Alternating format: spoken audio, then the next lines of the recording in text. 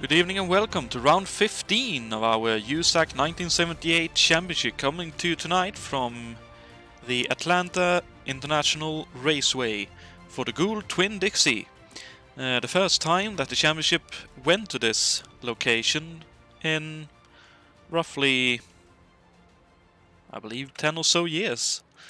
The championship had visited the location in the 60s, but they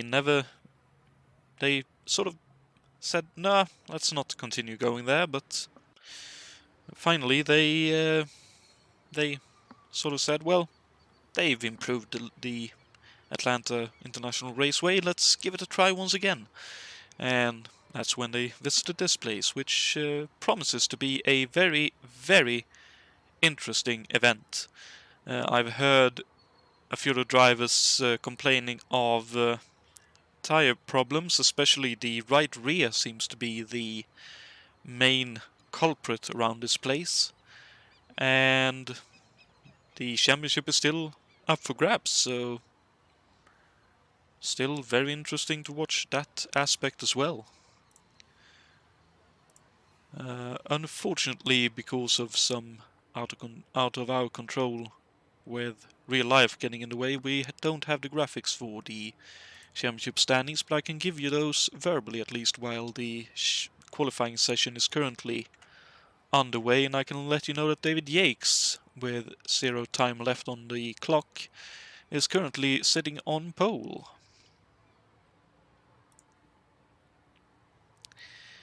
And he is also our championship leader at the moment, as the time has just gone over to warm up, so it would seem he has taken the pole here. He leads the championship on 4,543 points, and he is roughly 780 points ahead of Adam Hackman in second, the guy who won last time out. Brian Yannick sits in third still, even though he scored no points last time, with Cesar Slapinski sitting in fourth position on 3,007 points. He is about 21 points behind Yannick. And still fifth in the championship is Jason White. Unfortunately, still not able to race with us at the moment, but he has still a tally of 2,776 points. As I am joined in the booth by Alberto Ibañez. Good evening, Alberto. Good evening, everybody. So you're going through the standings right now? Yeah, I just more or less finished going through the standings, and needless to say, 780 odd points. Yakes needs some non-finishes, with Hackman picking up some pretty decent finishes to make this a very interesting championship, but it's still open. It's been actually an interesting turn-up of the championship, because due to Jason not being able, because of real-life commitments, to be here, now it seems that Adam Hackman is going to be the main contester against David Yates. And it's going to be really an uphill climb for him, because he's a good amount of points behind, but he's really doing well with that Penske. Yeah, for sure. He's really stepped into the position, as it were, as the lead Penske driver. And it's been interesting to see that we've had some blips on the radar. We've seen some drivers being very quick, but we obviously saw... and I completely blank on the name.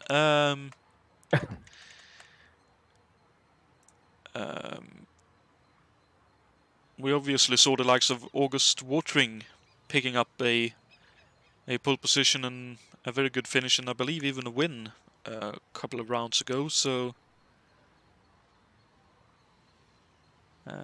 that's one of those, like, anyone can win in this championship if they have the right day at the right place. So, I mean, even if it's an uphill climb for Adam, right here, right now, could be his best ever opportunity to continue digging into the lead that that Yates currently has. Yeah, for sure, this is a championship that is all about regularity, because so it happened in real life also. The points that were awarded for each race, they were absolutely conceived for making a premium on regularity. So not finishing here could actually mean much worse than not winning. I mean, if you score some points, then you can still like be in the contention. But if you are out of the race, if you don't score any points, then this could hit you very badly. That's certainly true, as we can hear in the background and see here some of the drivers going around the track. We're currently sitting on the outside of turn 1 entry. Now that's definitely true, and I mean we have a couple of road races coming up too, where there's definitely a high risk of bad luck befalling drivers. I mean, oval racing in itself has its odd incidents, but I mean a road race with these cars, I mean Yes, exactly. It's enough you go a bit too much on the throttle with these and you immediately go 180 or 360 and you say, well, that wasn't what I thought would happen right now. That's actually what we got at Mosport. That was a sneak peek of what road racing these cars could be. Mosport is also a very interesting track. It has high and lows because you go up the hill, down the hill, all those elevation changes that are so interesting. But we're going to have the same thing at Brands Hatch and also at Silverstone. And in real life, these cars did the British leg, as they used to call it back then. It was absolutely a promotional stunt because not all the cars were selected to go there.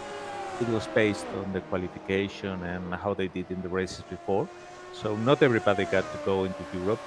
Also because of the cost, obviously.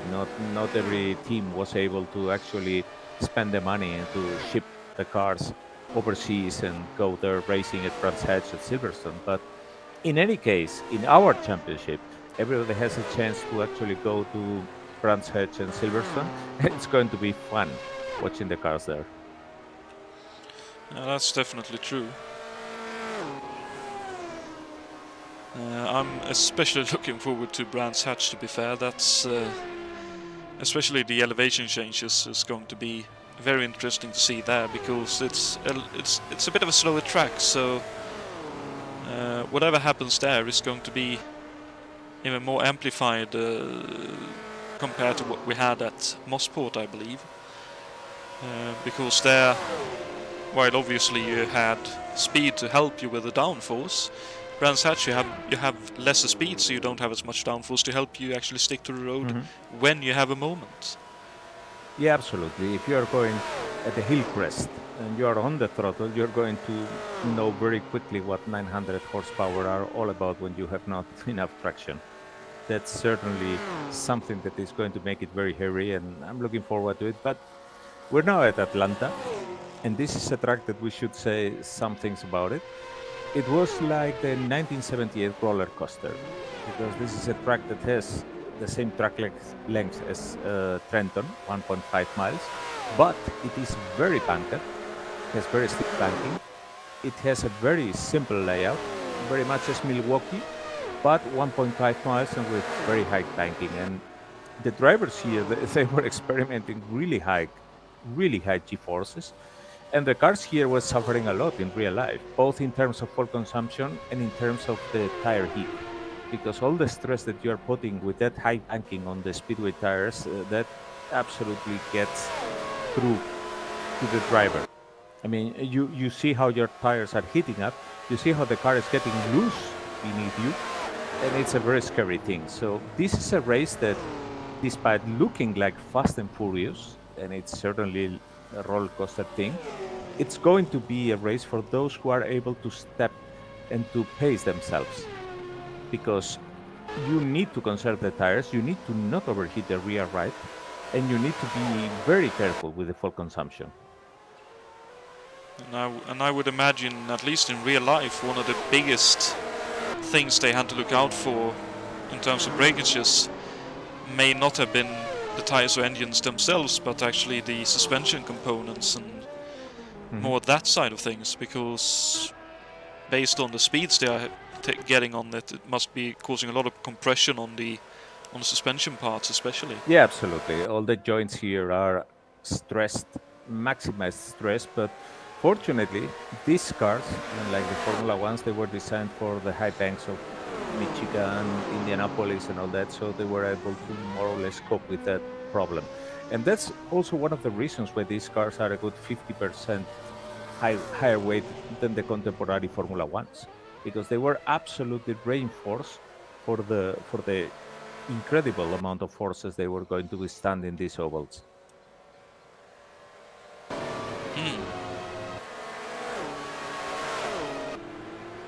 So I notice here,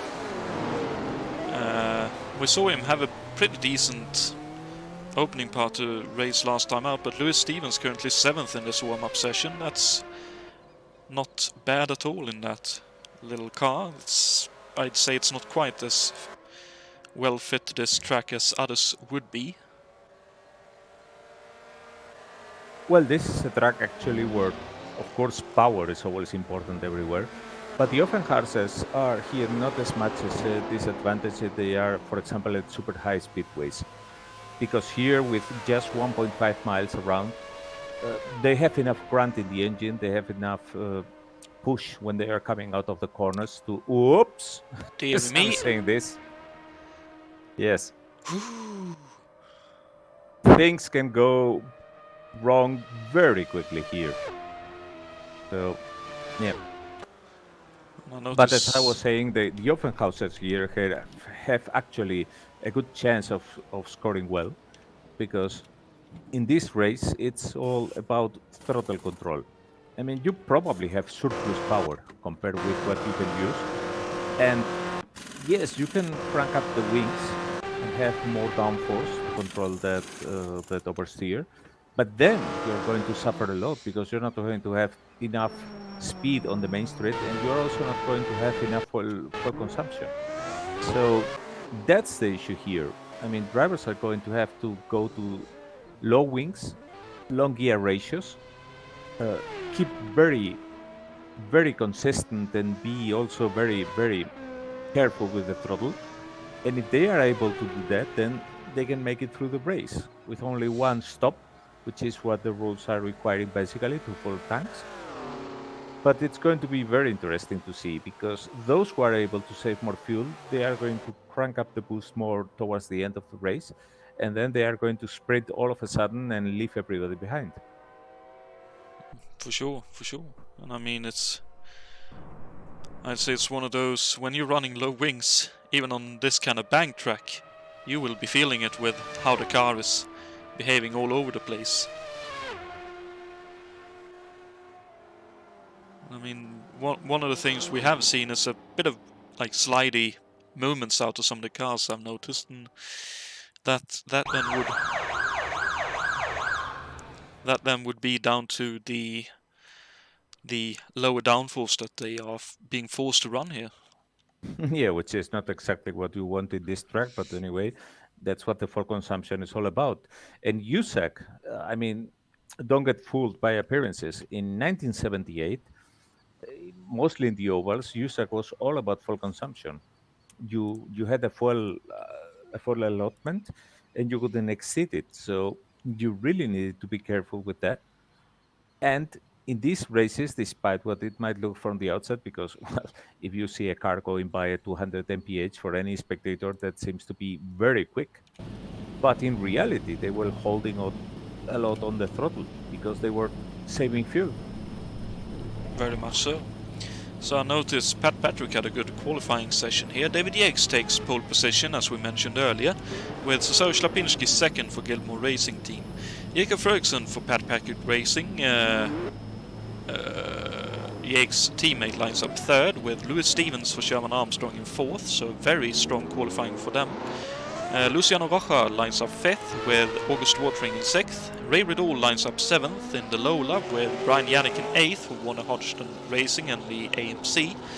Adam Hackman only ninth compared to Yates taking pole. That's a bit of a downtrod for him at the moment. David Saber lines up 10th, with Alberto Quino in 11th. You have Bors 12th with Adrian May in 13th, Brun Chacon in 14th, Mikael Drexler in 15th with Greg Dallacella 16th, Francisco Amaral in 17th with Simon Wattman 18th, Jus Bouchard 19th, and I believe he is the final runner. So interesting to see Simon Wattman in the Machinist Union McLaren for this one. Very good qualifying by Angel May. It's noteworthy because she's nearly half the field, so that's already a good improvement over the start of the season. And they are on the green flag already. Oh, look at that, Ślepinski trying to go the long way round to take the lead. Oh, and he's moving all over the place. That probably means Yates will take the lead. And he does.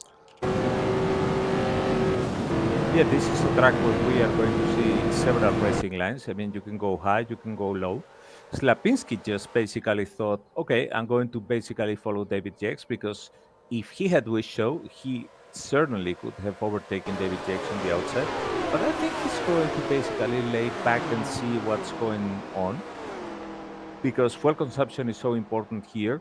Everybody is basically going to watch the car in front. And what the car in front does, it's going to tell you what you're doing right or wrong. Well, I will tell you one thing. Ślepinski just did something wrong because he lost 2 positions on the exit of turn 2. I think he got a little bit loose off the banking, as did Fröksen just now, so a lot of work to be had for all our drivers here. Yannick up to 5th, Rocha down to 6th, Revidol I believe up to 7th, with Saber in 8th now, Borse up into 9th, and Stevens down to 10th, with Adam Hackman currently holding on to 11th. Ślepinski getting loose, that means he thinks he's going to be in traffic a lot, because those cars that you see here are having push, are having understeer. They think they are going to run in cleaner. They are going to run alone, and that's what the setup is geared for. But in the case of Ślepinski, he, for whatever reason, thinks he's going to be on traffic, and that's why he wants an understeer car. An oversteer car, so that it understeers in the wake of the other cars. Well, that's understandable. Oh, dearie me, someone's off with a big off. So Ślepinski off. Dearie me, let's see what happens here. He's on the low side, gets a bit of oversteer, gets a tank slapper going, spins. Oh, and is collected by Yannick, it looked like, and then he's off into a big crash. Very, very big crash, and we have a yellow out, so an early yellow for our drivers. Don't know if that's a positive or not, but the yellow will be out. And it looks like, unfortunately, Ślepinski will be a retiree from this race. He is now. That's very unfortunate, but I mean, that's exactly what I was saying. I mean, he had geared the car for traffic, and he was too quick too soon. I mean, he didn't give enough time for his tires to heat up, and that's what happens when you have a loose setup and are pushing too much from the beginning. Probably he got lured by David Yates when very quick. But in any case, I mean, he went down too soon, and well, that's what you get. You get a spin, and then you are collected by another car. It's a shame. I mean, it's a driver who we know has a lot of quality. He is an Indy winner, but in this case, he was caught up absolutely unaware. Well, it's one of those, just one of those things. It's like. Although I must say, this yellow flag is going to be a blessing for all the drivers, because with the fuel being so tight, this is going to help them a lot. Quite so, and I noticed Amaral was a lap down already. It looked like he picked up some damage somewhere and is in the pits for repairs now, so he's in it for the long haul, only repairs now presumably. So to quickly look at the top 10 at least, David Yates holds on to the lead, who took on from pole, Watering in 2nd with Yannick up to 3rd, Fröksen 4th, Saber up to 5th, Rocha 6th, Bors 7th, Ray Riddle 8th. And the safety car is going to the apron. Oh dear me, Hackman 9th, that means we're going to get a green flag. Well, a bit of a check-up in the back, but definitely looks like the safety car is coming in indeed, so let's do an early green flag here, so we have it ready, so we don't have any trouble as the green flag is coming out, and here we go, the green flag is back out, and we are under racing once again. Oh, and looks like Fröksen wants a quick restart here, and he gets it. Up to 3rd, past Yannick, who has Saber for close company. Bors in 6th, Rocha trying to hook onto him, and Hackman likewise to Rocha. I think Hackman actually got past Ray Riddle during the restart.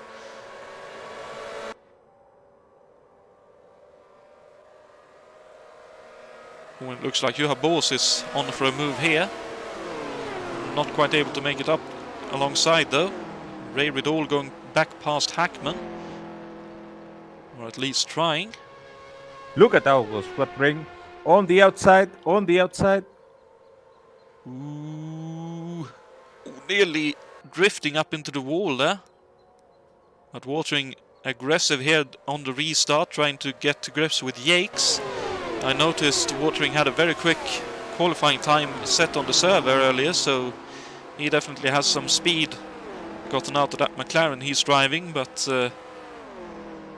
obviously so does Yakes. He's becoming very quick over the season, very much as Angel May. I think August Watring is one of the remarkable drivers that is improving a lot. And he certainly is stalking David Jakes now. I mean, he knows he can pass. He just is like keeping their vigilant second. When look at this, he has a run. Again trying around outside. That's probably not going to work this time either. No, but whenever he wants, he's going to use the fact that he's higher, and gravity helps him because that's energy that is actually stored in his car. I mean, if you're high, you have the gravity helping you. So if he is not overcooking it against the wall, he should be actually able to make a kind of slingshot pass. Oh, and there's another car that is broken. Another yellow flag. Oh my goodness. Looks like a big off. That is unfortunately for Amaral. He tried to repair the car, but sadly it was not the crew was not able to repair it well enough. That was definitely a big one. Looks like a goes off turn 2 and the car snaps on him and into the barriers hard, and looks like he may have been collected by Wattman as well. So unfortunately another retiree in this race and another yellow, so clearly showing that this track is no easy place to drive around. No, it isn't. Certainly. And unfortunately Simon Wattman is a retiree too, having collected Amaral in that particular incident.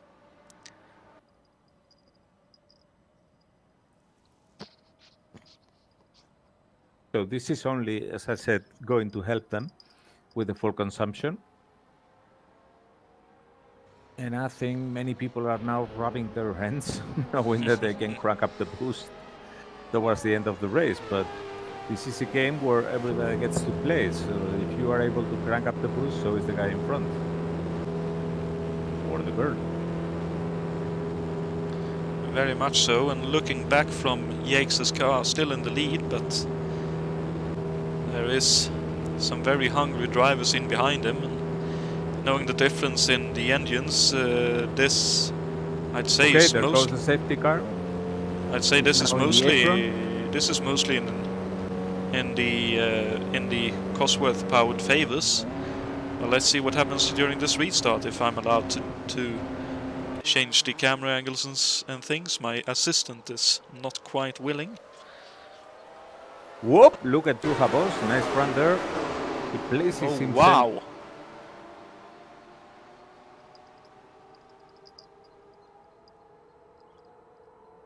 And Yakes holds on to the lead, but Boos is up into second. David Sabre also now fourth. Wow! McLaren. Cornering Johnny Rutherford, who was a master at this track. Look at that. Watering looking up the inside of Boos. When Yakes taking a very defensive line going into turn 1.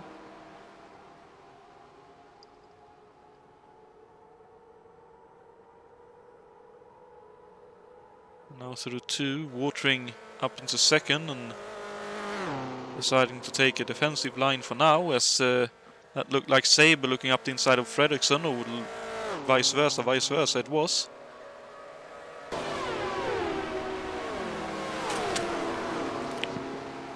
Watering here is looking for the outside pass, although I'm thinking that he's not really looking that much for a pass, but Well, you say oh, that, look at but there that. he goes. Maybe. Yeah, exactly. Maybe. I mean, he's just basically like trying to hold on there, not losing any ground to David Jakes. But look, I mean, that Cosworth engine has obviously a lot of grunt in it. If he is not passing David Jakes, that's because he's not cranking out the boost. Obviously, we are in the early steps of the race, so nobody wants to go too liberal with the boost. But he's making the tests. I mean, at some point, when the race is going forward and more of it is completed, he will know that he can make the fuel, and then he can crack up the boost and absolutely leave David Jakes in the dust. Oh dearie me, that's Sabre and Ferguson with a bit of contact, and Ferguson has to back off greatly. That was very close to a big accident. Yeah. Fortunately, everybody got by. Oh, Luisa Stephens is pushed out. Oh no. Yeah, he basically crossed in front of Bouchard. He went for the low line too quick, too soon. That won't be triggering a yellow flag, I hope. And he's in the apron, so he should be able to make it into the pits. But it's a shame. Yeah, that's very unfortunate indeed, but looks like he will be able to get it into the pits indeed. So, very good effort, being able to... Good work by everyone that was a little bit further behind to avoid them too. That could have been very bad indeed. So Della Cella currently 14th, with Bouchard now 13th then. Aniel May in 12th, so doing a good job with the Tim and Gelhausen Eagle. Equino Alberto Jr. in 11th at the moment for Penske Racing, so... And look at Watering. That's exactly what he wanted. I mean, this was absolutely a mock-up of what he's going to do down in the race. He's happy in the higher line because his setup allows him to do that. He's basically telling David Jakes, look, I can overtake you whenever I want. And I'm just happy hanging out there. But this is not going to be like that at the end of the race. Look at that, how much speed he carries into the corner. He's now backing off. He lets David Jakes go by, but he's absolutely controlling the situation. I mean, look at how he's sticking to the middle lane. He lets David Jakes go through on the lower lane. Well, not anymore. I mean, I think Jakes saw that coming, and he's also trying to feel his way. I mean, see if he's able to actually catch up. But no, I mean, he's happy at this point to be second. Remember that David Jakes has a big lead in the championship, so he's not going to take any stupid risks. The championship is his to lose. So if August Watering in this race wants to take the lead, Jakes is not going to risk it.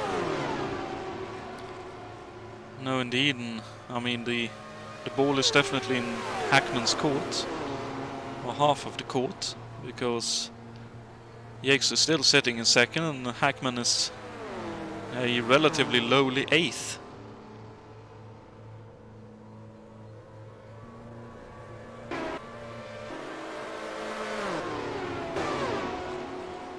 Let's see. Oh, Ray Riddle has had a moment somewhere, because he is currently in the pits with repairs. Let's see if it's possible to catch up to what happened here. Looks like it happened quite a while back, but that's Ray Riddle in the pits for repairs, unfortunately, so that elevates Drexler to 14th, Della Cella to 13th, Bouchard 12th, Angel May now 11th, with Equino in 10th.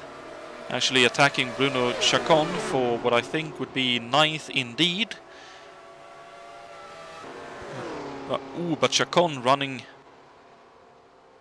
round outside there, but Equino on the inside line looks to be taking the position out right now, with Hackman then 8th still, with Rocha 7th, Ferguson 6th, Yannick 5th, and Sabre 4th, and all of those 4 drivers running in a line at the moment.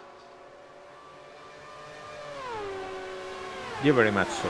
We can see Little Al is there going behind Alan Hackman. So what place is seem to be of the same speed here.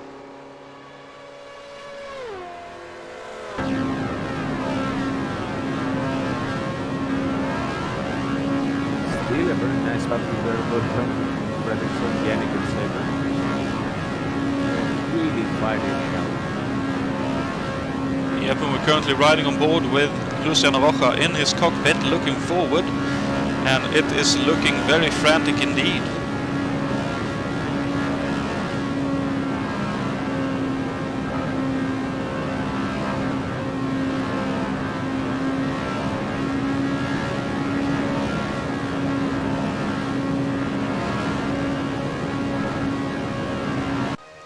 It looks like Rocha at least sounded like he is sitting there happy saving fuel, compared to the others who looked far more racy in the current situation. Yeah, he's using a higher line.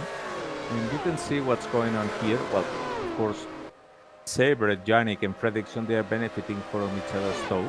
But in the case of Luciano Rocha, who is having a higher line, you can see what's going on here. I mean, the higher line is lower into the corner, but then it gets a quicker exit of the corner, and that's the reason why he's catching up in the straight so quickly.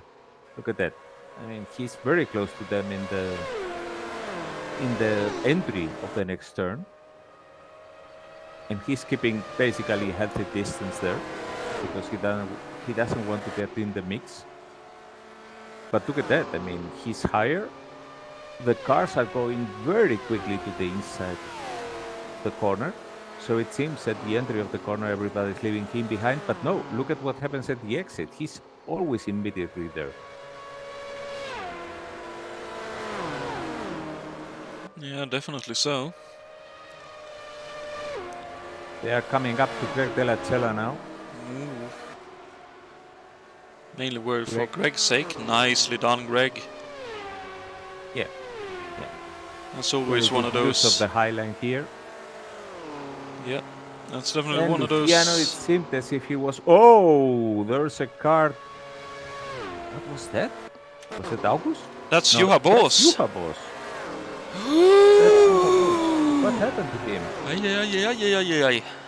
He Dear was me. behind David Jakes. I'm looking at double play. Oh, looks like he got a tank slapper. Yep.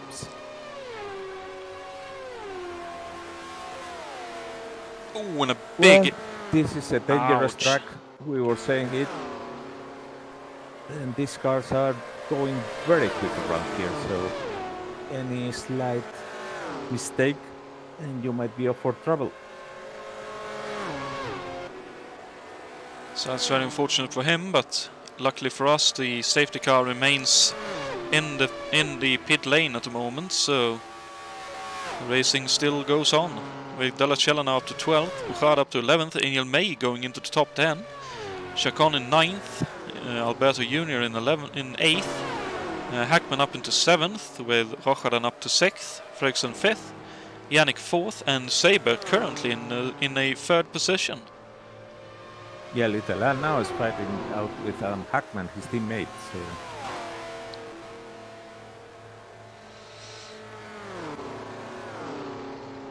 I wonder if the way I see it, it's either Hackman doing some damage limitation in this race, just not feeling confident around this place, because it seems Alberto Jr. is a little bit quicker here, but it could also be, I suppose, that Hackman is saving a lot of fuel during this stint and then have a shot at a fresher tires and a lot of pace in the second half. Yeah, that could very much be the case, because we know Hackman from previous races is a savvy driver. He knows how to save the fuel and then come towards the end of the race. That's what he did in the previous one. So anything could be possible here, Jess. Just feels like the distance to the cars in front is getting a little bit large, as it looks like watering is Oh, and Juha Boss has been repairing damage and he's back on track now. Okay, so looks like there is some slight connection thing going on, because Watering was dropping down the field, but he's still in the lead, so presumably some kind of timing hiccup. We know all about that with USAC man doing his work.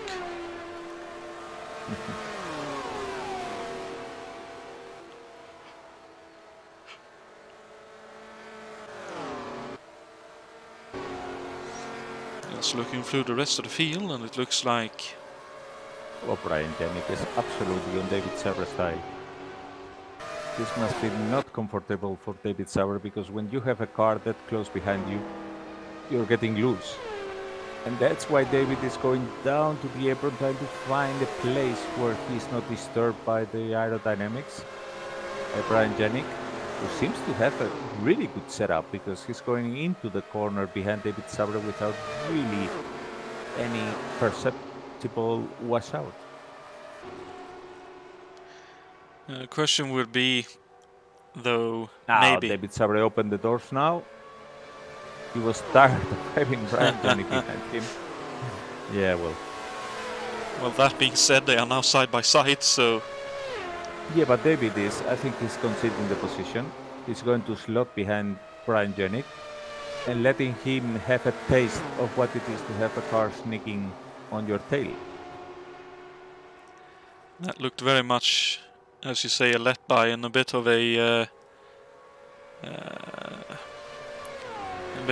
one of those touring car things where you, or racing team things really, where you say, the driver behind is saying, I'm quicker, let me by, let me chase, I'm quicker. And the team says, okay, we'll let you go past him, but if you can't catch up to the guys in front, you better let him back past. I remember Carroll Smith saying once that if he had got a cent every time he heard that I'm catching him up in the braking, but then he's leaving me behind in the straights because he has better aerodynamics and all that. If he had got a cent for that, every time he heard it, he would be rich by now.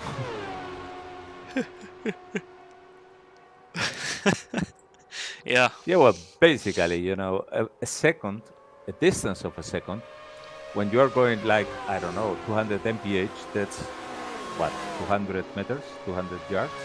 But when you are going 100 mph into the corner, obviously it shrinks, but it's still the same second. So people usually do not realize that very much in the races. And it seems that the guy behind is, absolutely catching him up on the braking. That's not always the case. No, indeed. Well, in this case, I think that David Sauer absolutely has the pace to be behind Brian Janik and to be even quicker. But he was absolutely tired of having Brian Janik behind him all over the place. So he slot behind and said, okay, I let you carry all the effort. I'm going to benefit from the slipstream. And if I'm going to save fuel on that, fine. Yeah, very much so. I could also be one of those, I pulled you around for so many laps now. Time for me to save some fuel too. Which might have been what you said, but I'm a little bit tired today. So apologies if I just repeated what you said. So in any case, this all gives Jakes a lot of room, and he's on a very heavy lead here. Brian Janik in a distant second, well, not so distant maybe. Sebre behind, Fredriksson behind, Luciano Rocha not really that far away, and then come Adam Hackman and Little Out, both Penskes, although they are about a quarter of a lap behind.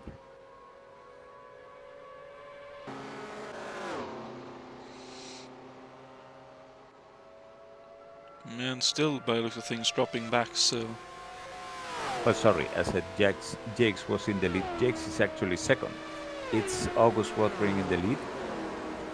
Yeah, it looks like there's a bit of a timing glitch there, so... Oh, further cars in the pits too. Greg Della Cella into the pits right now.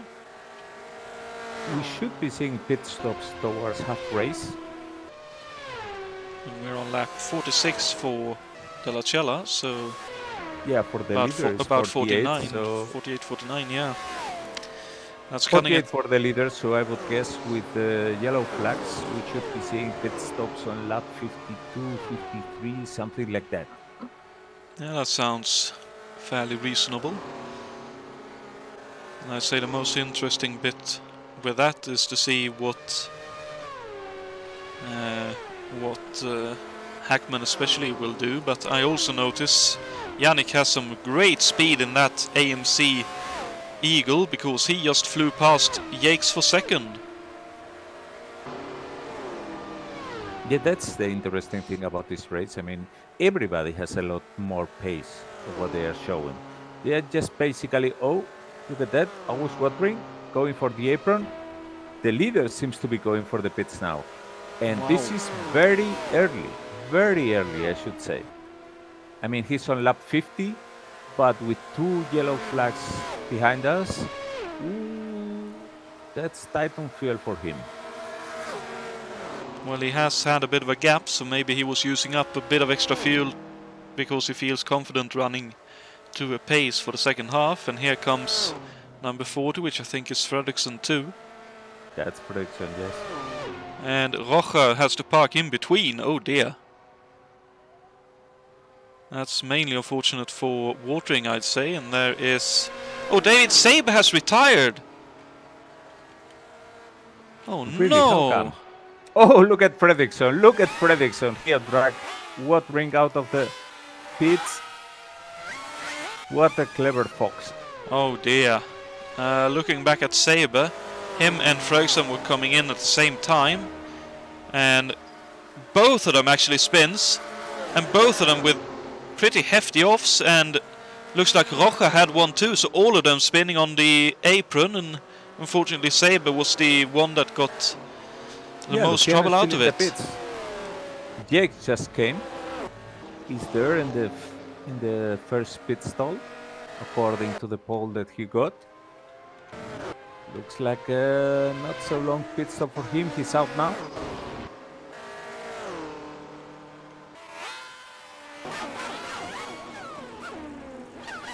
Angel May also out of the pits now. Yeah, it's lap 50, so it's absolutely a dash for the pits. And let's see what's going on now. It seems that Brian Janik now is second.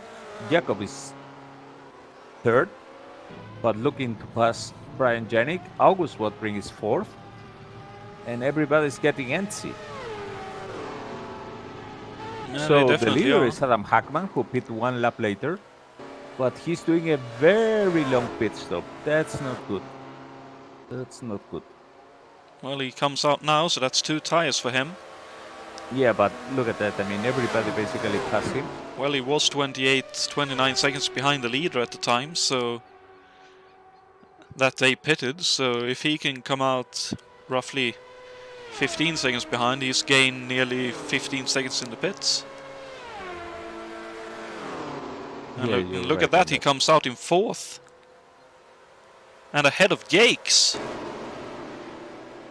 Yeah, who is 5th. So I can see now Little Allen 6th. Probably already did his pit stop. Most likely, yeah. And I mean, that's a very savvy pit stop strategy for Hackman. Pitting very late and maybe filling a bit less. Or filling a full tank and going full boost. But either way, that's a lot of gained time. So with all this said and done, Brian Janik is the new leader, followed closely by August Watring, followed closely by Jakob Fredriksson, and not so far away behind is Adam Hackman in 4th, David Jakes in 5th, and Little Allen in 6th. And Hackman currently is gaining a little bit of time, I think. He was 13 seconds behind. Make that about even at the moment. Hi, Lucy. So Watring is carefully here feeling his way past Brian Janik. He's not in a hurry. He knows he has half the race to complete behind him. Oh, look at Janik getting loose with a car behind. And unfortunately I noticed that Lewis Stevens has retired too. I missed that during the pit stop shuffles, but there goes Watering past Yannick too, so Yannick definitely do not enjoy having a car behind him, but he ran very well with the car in front of him, so maybe he can hook on to Watering's rear wing here and give him a run for his money towards the end of the race. Yeah, I think that August was basically sensing that Jakob Fredriksson was coming from behind, and he didn't want to get into a three-way fight. He has the pace, so he wanted to stay clear. Brian Janik there getting low to get the clean air. But August is showing us all how the higher line is working perfectly here. And definitely two completely different philosophies here, but currently looks to be more or less the same kind of pace.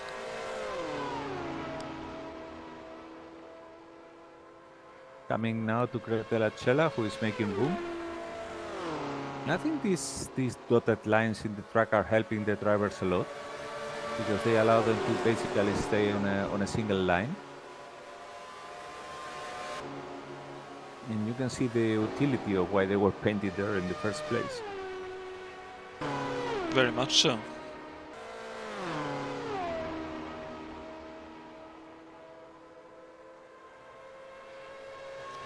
And notice here a nice little fight for 10th and 11th, with Daniel May currently holding on to that 10th place with Jules Bouchard for fairly close company, and I think Daniel May just put the move on Bouchard to climb up into 10th, and just ahead of them is Chacon and Rocha too.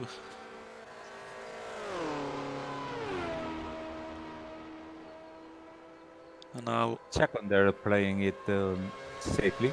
He's on a higher line.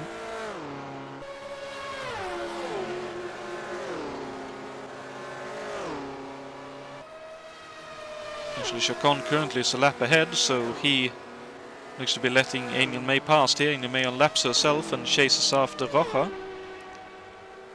Yeah, Chacon is actually one of the best George Snyder impersonations we have had. I mean, a steady guy. He's not the quickest, but he's steady and always looking to be there at the end. And in the end, well, you can see him many times collecting points and honors. Indeed, and here comes Drexler with a very late pit stop, lap 61. Wow. For himself. I think he pitted quite early for repairs, so he could have had a little bit of extra fuel in the tank, but either way, that's a very late pit stop indeed, so very neat to be doing that. And August Watering has an amazing pace, so I'm really looking forward to see what happens at the end of the race, because, well, this is certainly going to be paying a price in terms of for consumption.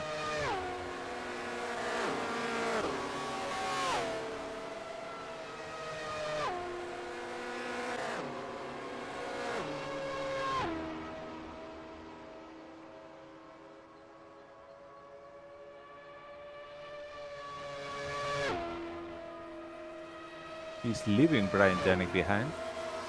Although Brian Janik is doing the same with Jakob Fredriksson, so...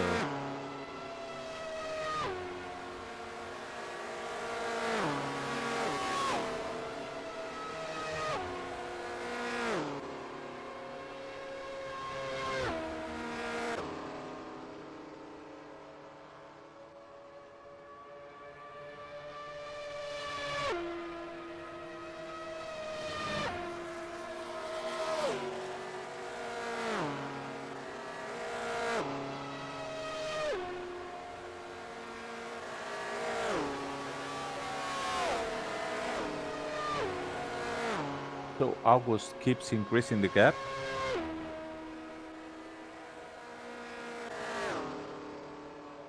And like I said, I'm curious to know what happens towards the end of the race.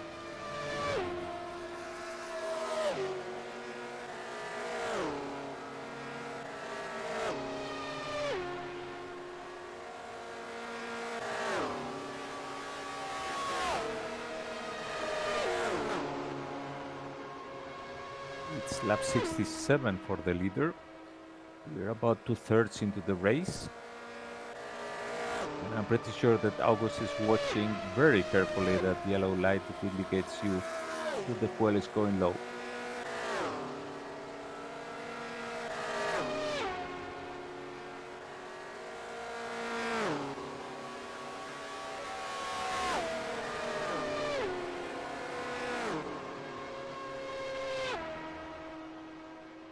He has been really doing the laps like a regular clock. He's in high 27th or low 28th all the time. And he's mimicking what he did on the first stint. Although this time we don't have the benefit of the yellow flags.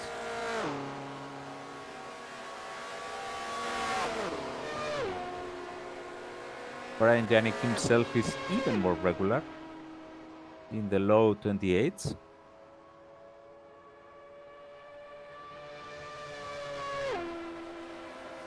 Hanging on there, waiting for his opportunity.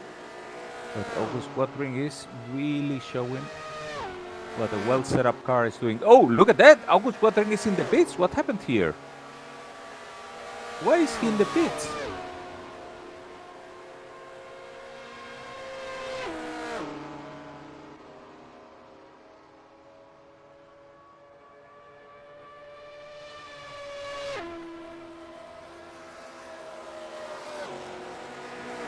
So Watering is in the pits. He has lost the lead. I'm not sure what's going on here. Wow. Dear me. What's up here? I wonder, let's try to go back to see if anything happened to him, because... Oh, he had no front wing!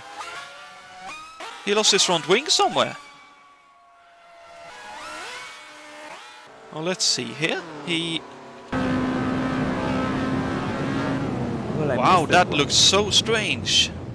I was looking at the lap times, but apparently he had an error of his own. And now Yes. Brian Janik is in the lead. That looked like a turbo kick or something. He's coming out of the pits now, but he's in 9th, and unless the car is fully repaired, he's likely to drop even further back. Oh dear, that's really unfortunate for him. And Brian Janik now. He has in his hands the first victory for the AMC engine on an old Eagle chassis. But Jakob Fredriksson absolutely saw what was going on, and he's catching up quickly. Well, definitely giving it a red hot go, that's for sure. And I notice Hackman has also dropped behind Yakes, so... And Watering is coming out of the pits, but no, he gets to the grass because I think he saw the car was not completely repaired. It was ill handling. And unfortunately a retirement, so a very, very hot go for him, but unfortunately not to be. With that though, De La Cella up into 12th, Bos with repairs up into 11th, Drexler in 10th, Bugart 9th, Eniel May up into 8th, Luciano Roja in 7th, Chacon in 6th now, with Little Al in 5th, Hackman in 4th, Yakes just ahead in 3rd, Fredriksson about 3 seconds behind in 2nd, and Janik, as you mentioned, up into 1st, and about 24-ish laps away from AMC's first win in this championship, and I believe in real life, based on real life and how the car was... Although this is one of those situations where Jakob Fredriksson steps up and spoils the fun. It's definitely a possibility, but Janik currently looks to be pulling away, so... Yeah, Jakob is one of those drivers. I mean, he's very much Alan Senior-like, in that he might be more discreet about the race, but if there is blood in the water, he immediately smells it and goes for the kill.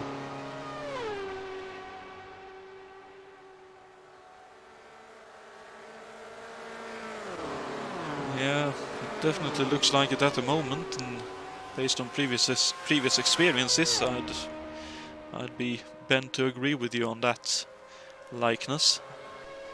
With all that, David Jakes is now 3rd, by the way. He's followed by Adam Hackman, but not so closely. But Hackman, what he really needs is to, well, of course, score well, but in any case, score above David Jakes. Yeah, definitely preferably do that, but I mean, worst case scenario, at least be within touching distance to not lose too many points. And Yannick is now coming to lap Little Al, who is 5th.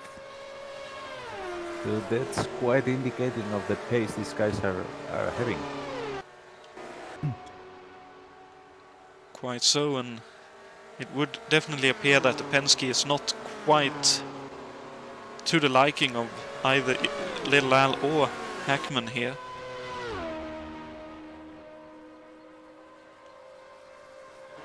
So I would assume that the Penske chassis especially just doesn't quite attune to this particular high banked oval.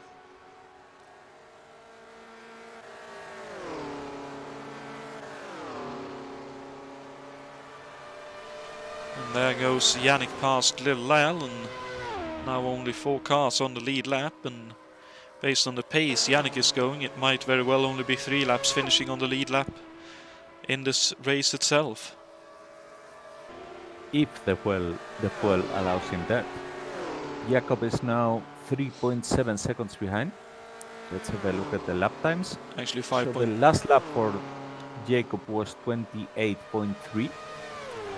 In the case of Yannick, it was 28.0. So he seems to be actually able to get away from Jakob, judging by the last laps, but we will see what happens, because I have the feeling that Jakob is saving a bit of fuel, and maybe in the last 10 laps we could get a surprise. Well, it'll be interesting to see. He can't drop too far back, because then no matter how much extra fuel he has, he won't be able to catch up in time, but definitely a possibility. Remember that Brian Yannick might actually be forced to slow down considerably. We have seen such dramatic things in Formula 1 this year. True. And there's also... They did the pit stop, and it was around lap 50 or even before, so... And we had 2 yellows. Indeed. In the first stint, so... Indeed.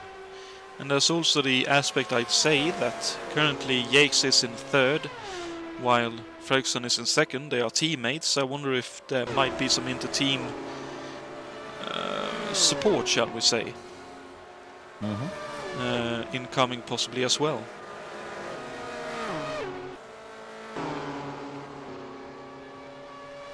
With that being said, Chacon still holding on to 6th here, with Rocha in 7th. Angel May still holding on to 8th, with Drexler up into 9th.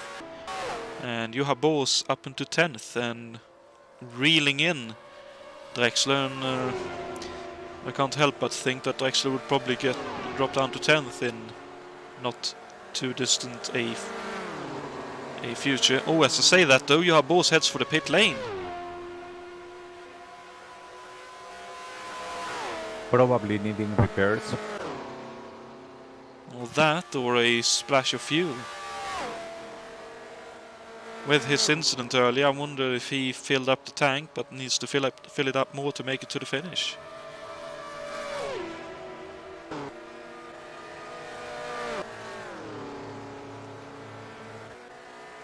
Either way, that remains Drexler in 9th. Greg De La Cella climbs up into the top 10.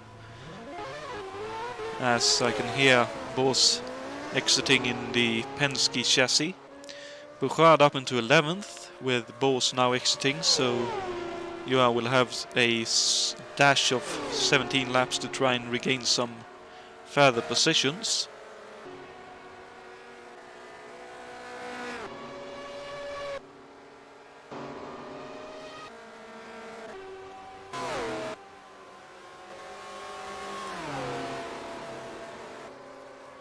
And I noticed that both Fredriksson by only a little bit at the moment, but Yates especially is closing in on his teammate. Yeah, could be, but there is already a big gap here.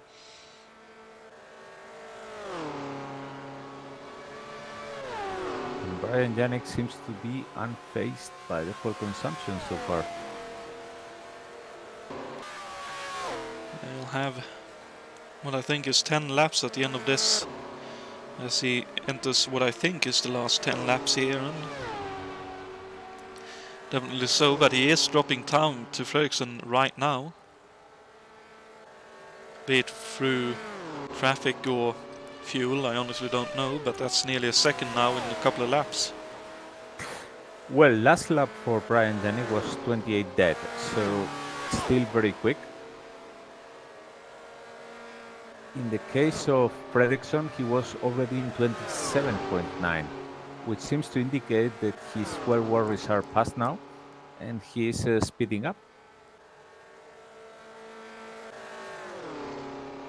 Yeah, well, Brian Janik did 28.8 in the last lap, so one full second slower than Jacob. So it seems that he's, well, either he had a traffic problem or he's starting to feel the need to save fuel. No, 28 dead now, so it was traffic. But we'll see. We'll see. We are not short of dramatic finishes here in ISO. Remember David Yates losing the third place, Paul Ricard, right at the nearly at the finish line.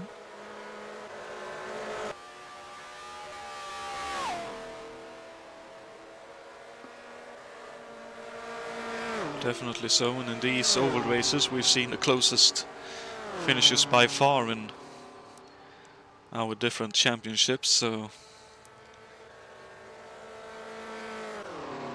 there are, mate, that's 7 laps left at the end of this lap, and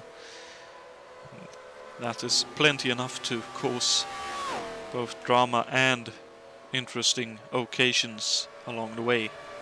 In any case, the gap between Brian and Jacob is now 2.8 seconds, which is a full second lower than the last time we checked. No matter the lap times, it's a clear thing that Jacob is getting closer.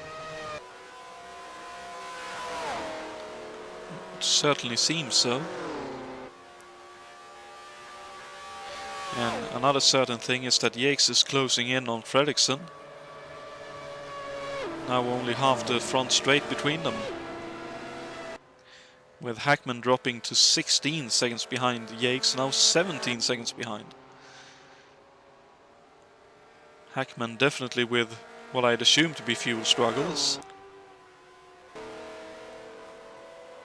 Last lap from Brian Janik was blisteringly quick, below 28 seconds, which seems to indicate that he has been able to save fuel quite well.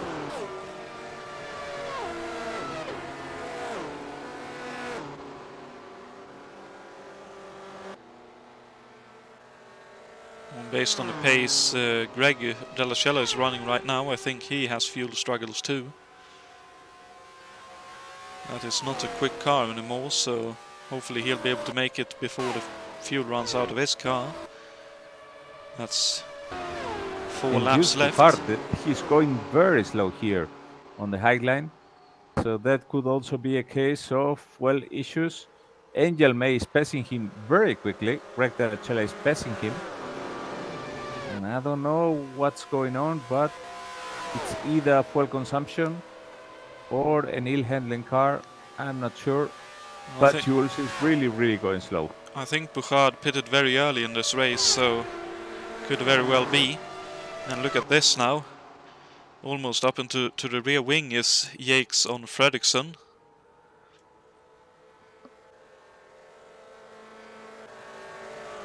And looks like Fredriksson may very well let Yates by here, but it'll be a wait and see because we are closing in to the final 2 laps.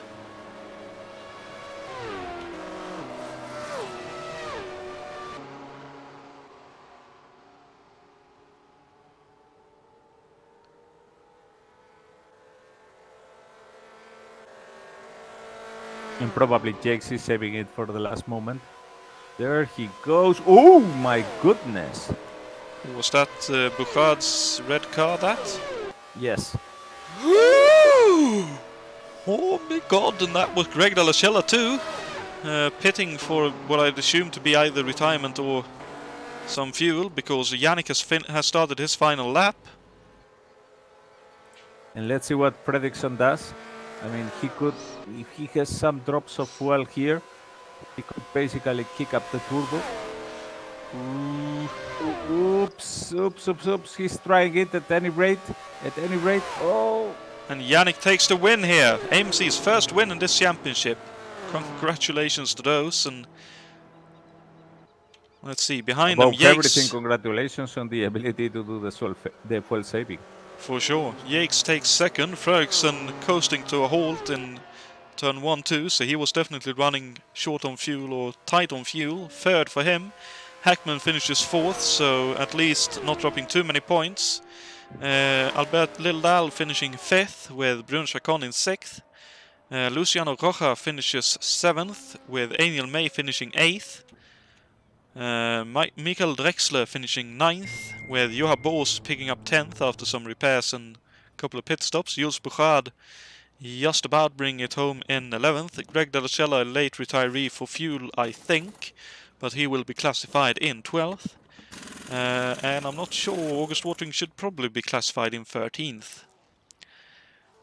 Further down we have Saber 14th, Stevens 15th, Ridol 16th, Vatman 17th, Amaral 18th, and Cesar Shlapinski, the first of our retirees, in 19th.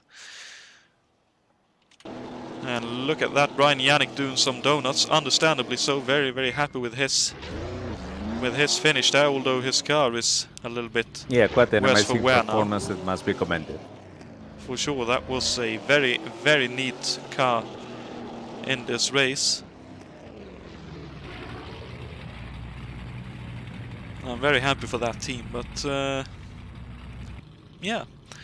With that, we will take a quick commercial break, and when we're back, we'll hopefully have some post-race interviews. But until then, hang on tight, because we will be right back after these important messages. Okay, I have to say goodbye now, but see you later in the next one. Cheers. Thank you very much for joining me, Alberto. User disconnected from your channel. So we will be right back after these important messages.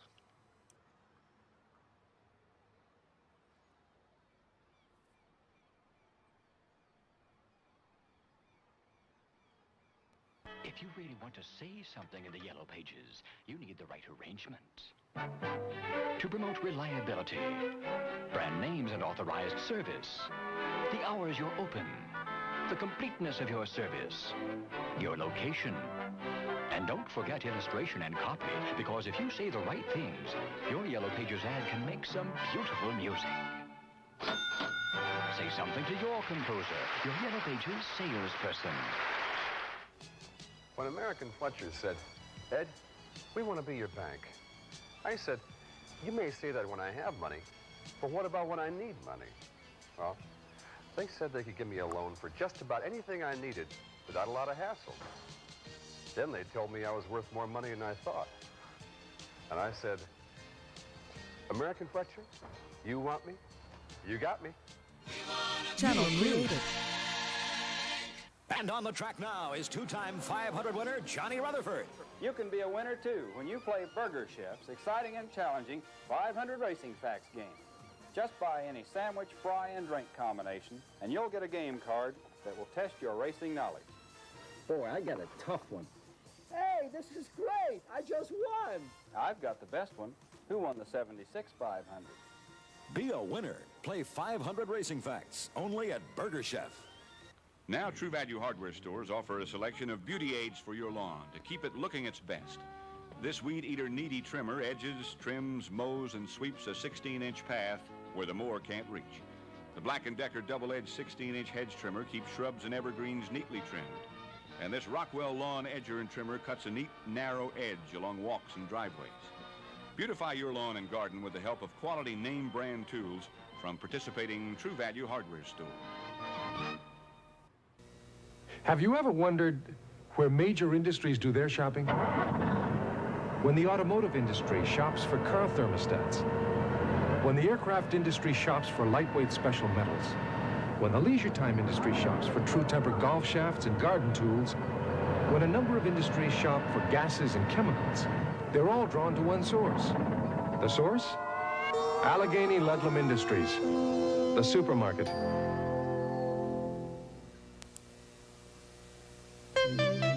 There are lots of batteries out there making all kinds of claims, performing all kinds of demonstrations. We simply say this: The J.C. Penney battery is so powerful, it's warranted for as long as you own your car. If it ever fails to accept and hold a charge, return it with proof of purchase. We'll replace it, free. And it never needs water, ever. It's the last battery your car will ever need. Blue Cross and Blue Shield plans present An American Tragedy. Nothing is so useful as the car, but many Americans misuse it. Blue Cross and Blue Shield plans are working to hold the cost of health care down. So stay fit. Walk when you don't need to drive. Together, we can keep the cost of health care from being driven even higher. Professional tennis player Joanne Russell.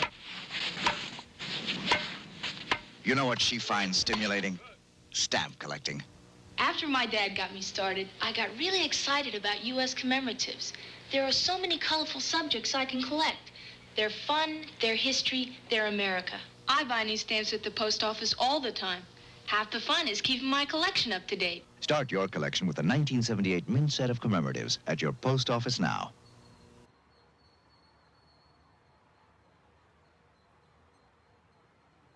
User joined your channel.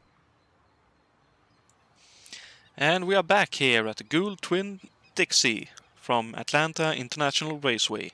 And as you will have heard just then, we are joined in the booth by our second place finisher, David Yates. Congratulations on what I think is some 40 or 60 points extension in your championship lead. Well, thank you. I made a mess of the pit stops there, but was able to keep her going. It was another really intense fuel saving race, just like the last one, but the cautions helped a little bit. But it's still really just watching the fuel gauge and trying to lift and coast anywhere you could to save up some fuel. Yeah, it definitely looked like a very fuel save race, and we did remark that the yellow flags must have helped quite a lot with that, in that regard, with giving you a bit of leeway to work with. Yeah, I was able to get like an extra 2 laps on that first stint, so that made the final stint 2 laps shorter, which, yeah, that opens up the mileage a little bit, but still couldn't go. Still minimum boost and still lifting and coasting, just not as much. Wow. Well, we did think it would be a fuel save race, but maybe not quite that large of a fuel race in my expectations. Looked like you had some really good battles going as well with watering, especially in the first stint, and then obviously with your teammate Ferguson in the second one when you finally caught up to him. Was that a difference in setup that made that be a thing, or was it simply your ability to save a bit more fuel that helped you there? Well, with the first one with August, it definitely looked like we were on different approaches with the setup. His car seemed to like the upper lanes better, and I could just hug the bottom, try to shorten the track as much as I could. So, yeah, I was just running the bottom, and it was only a matter of time. All he had to do was maybe crack the boost or just get one good corner, and he was going to get by, and he finally did. But same even then, it was like I could hit the gas a little more, but couldn't forget about the fuel. And then at the end, I'm not sure what lap Jacob pit on, but I think that was just fuel. I had more to burn that final stint because I stretched the first one so far. I think that's the only difference at the end. I think you may have one more lap of fuel compared to Jacob, but not much more than that, I don't think. That's very interesting, that fact that one lap of fuel seemingly had that big of a difference to be made. I was trying to save through that whole run. Maybe he realized at the end that he had to save a little more and backed off, but it looked to me like fuel just because of the rate that I caught him at, and I wasn't catching him that fast at other points. So I would say it was more fuel than anything at the end, but still close. Oh man, it was like, we're gonna run out of time here. Gotta make something happen. And he was doing the low line thing that I was doing at the beginning. So, okay, I just picked the point, turned that boost, and got the run. And we come up on traffic too. It was a little area. I think we were 3 wide, but yeah, unless I had the fuel to turn the boost up there, I would have never got by him. But that was the only time in the race I touched the boost. 2 clicks for 1 straightaway. Dear me. That says quite a bit about the fuel situation in this race. But yeah, still second place and slight extension in the championship. And now the championship goes into its British leg, as it were, with Silverstone next time out. How do you reckon that will go on the good old more or less angled rectangle that the old Silverstone circuit was? Well, I think it should be interesting because pretty open sweeping corners there, so it won't be as tight as Mossport was pretty open except for turn 5, but it should, I think, be a good track for these cars. Definitely a change of pace with the road course, but we'll see what it brings. Sounds good. We'll look forward to it. Go on. Go away from this race. Congrats to Brian getting that AMC to run. Looked like he had a really steady performance. Yeah, for sure. He definitely look to have that AMC Eagle well handled here. He had the pace to run with the front guys what looked like all the way through, and then when, as Alberto put it, when there were a bit of blood in the water, he immediately sprung at it and romped away with a victory here. So definitely congratulations to Brian for that win, and likewise for Fröksen for picking up 3rd here, even though it may just as well nearly have been 2nd as well. Really good effort from everyone really to survive this, because it looked like that was a very difficult track to run at. A lot of cars with, shall we say, strange incidents with what looked like maybe wheel spin or slight tank slappers that turned into worse incidents. Yeah, you had to run the cars pretty trimmed out to make the corners, so it didn't take much to upset them. And there were definitely a couple bumps, undulations, transitions on some parts of the track that, that really doesn't take much.